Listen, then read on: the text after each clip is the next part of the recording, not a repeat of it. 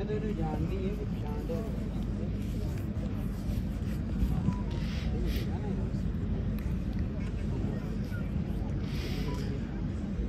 اقدس مسیح موعود علیہ السلام نے جلسے کے انعقاد کا ایک بہت بڑا مقصد یہ بتایا ہے اور اس بات پر بہت زور دیا ہے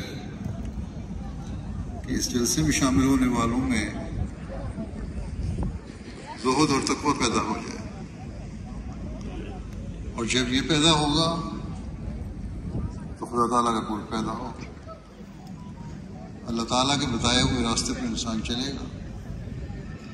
اور جب یہ ہوگا تو پھر یہ ہو ہی نہیں سکتا کہ انسان اللہ تعالیٰ کے حق ادا کرنے میں سستی دکھائے یا اس کے بندوں کے حقوق ادا کرنے میں سستی